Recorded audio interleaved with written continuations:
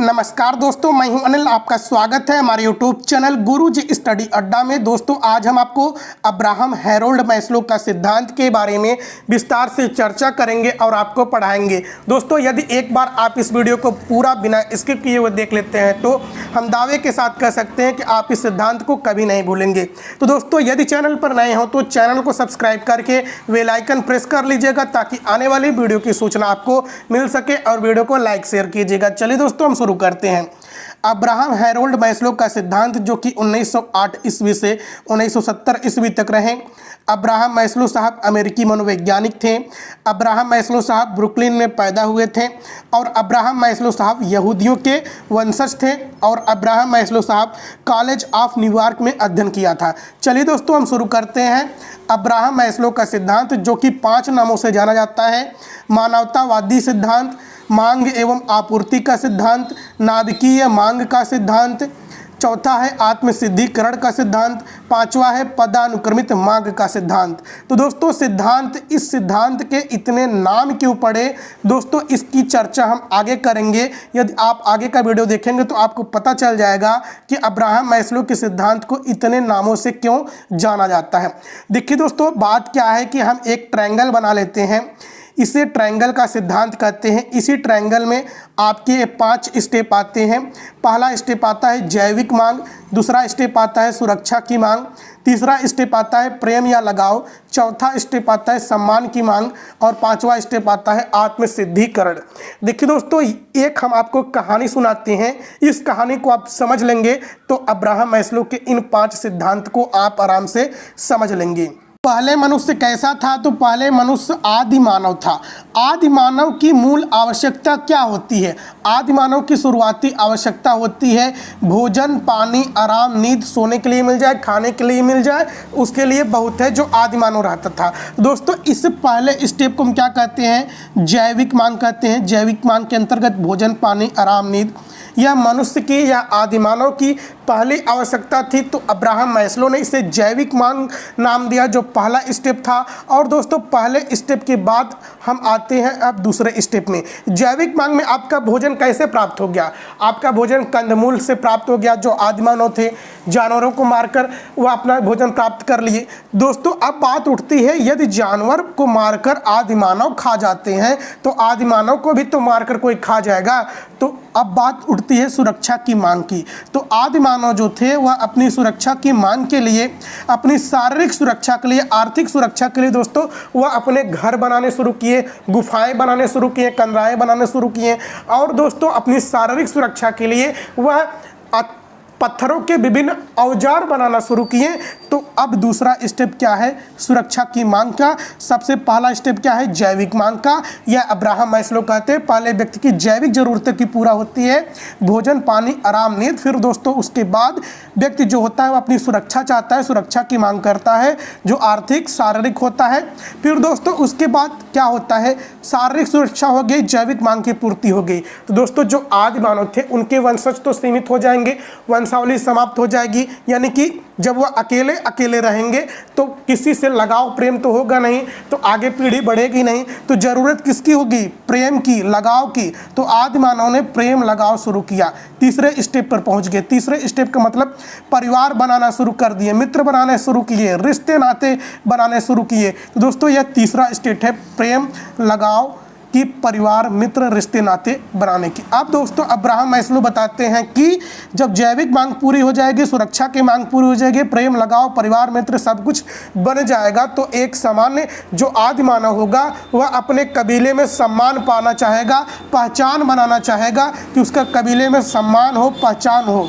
दोस्तों चौथे स्टेप आ जाता है सम्मान की मांग या पहचान की मांग।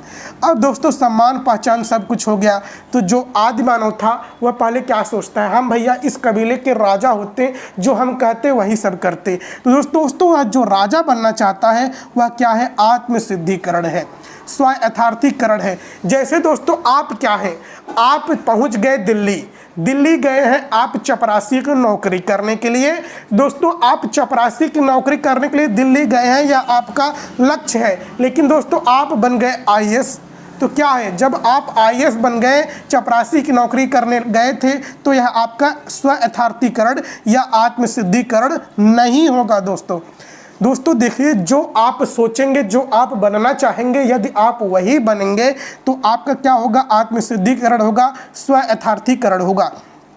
यदि आप सोचते हैं शिक्षक बनना, आप शिक्षक बनने की सभी पटरियों पर चल रहे हैं, तो आप शिक्षक बन जाएंगे तो आपकी आत्मसिद्धिकरण, स्व यथार्थीकरण की पूर्ति हो जाएगी। लेकिन दोस्तों आप शिक्षक न बनकर पीसीएस अधिकारी बन जाते हैं तो यह आपकी स्व यथार्थीकरण या आत्मसिद्धिकरण की पूर्ति नहीं होगी। और दोस्तों देखिए, जो 3 स्टेप होते हैं, पहला, दूसरा, तीसरा, इसे हम निम्न स्तर कहते हैं, और ऊपर का जो चौथा, 5वां स्टेप होता है, इसे हम उच्च स्तर कहते हैं। और दोस्तों जो जैविक मांग होती है, इसे शारीरिक आवश्यकता की मांग कहते हैं। अब दोस्तों बात उठती है कि इस अब्राहम मैस्लो के सिद्धांत को 5 नाम क्यों दिया गया। देखिए दोस्तों, पहला क्या है, पदानुक्रमित मांग का सिद्धांत। पदानुक्रमित, देखिए दोस्तों, जो कुछ भी, जितनी भी क्रियाएं हुई, स्टेप बाय स्टेप हुई। जैविक मांग है, फिर सुरक्षा की मांग है, प्रेम, लगाव, फिर जाकर आत्मसिद्धिकरण हुआ। यानी कि जो क्रम से यह सिद्धांत चल रहा है, इसे ही पदानुक्रमित मांग का सिद्धांत कहते हैं।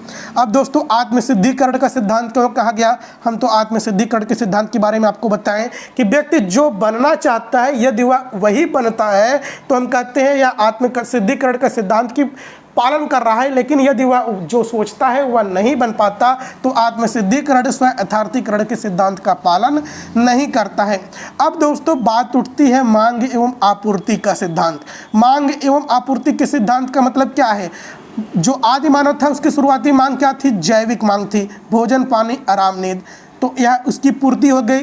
फिर उसके बाद कौन से मांग आया, सुरक्षा की मांग आया, फिर इसकी भी पूर्ति हो गई। यानी कि दोस्तों जिसकी आप मांग करेंगे, यह क्या है, एक स्टेप बाय स्टेप आपके मांग की पूर्ति करता है अब्राहम मैस्लो के सिद्धांत।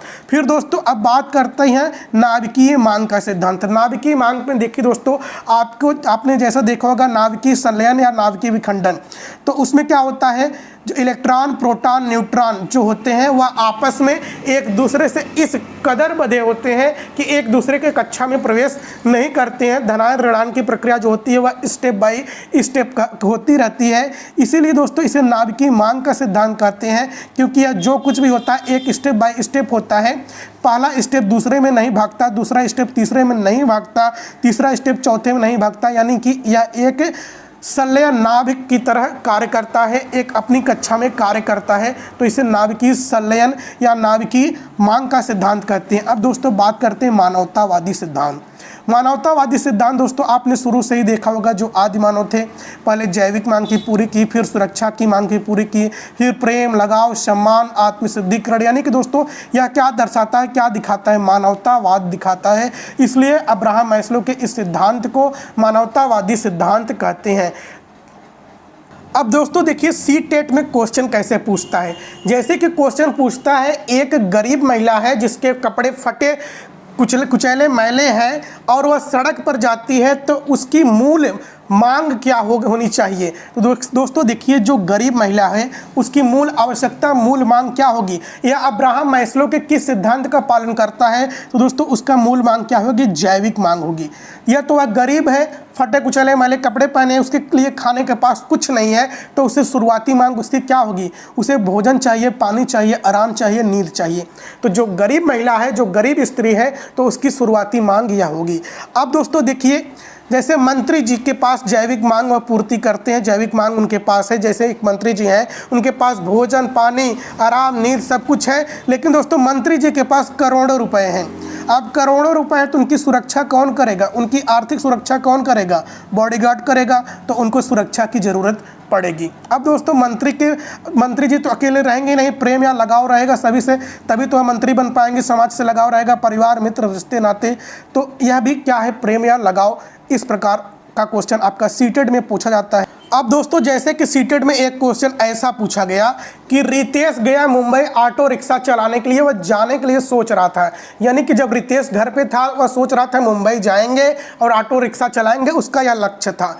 लेकिन दोस्तों जब रितेश मुंबई पहुंचता है तो वह ट्रक चलाने लगता है या HDFC बैंक में कार्य करने लगता है। तो दोस्तों यह जो है किस सिद्धांत के, अब्राहम मैस्लो के किस सिद्धांत का पालन कर रहा है, तो यह दोस्तों पालन कर रहा है आत्मसिद्धिकरण का, यदि वह रिक्शा ही चलाएगा तो आत्मसिद्धिकरण यानी कि अब्राहम मैस्लो के 5वें स्टेप का पालन करेगा। यदि वह HDFC बैंक या किसी अन्य स्थान पर कार्य करेगा तो इस स्टेप का पालन नहीं करेगा, स्व यथार्थीकरण का पालन नहीं करेगा दोस्तों।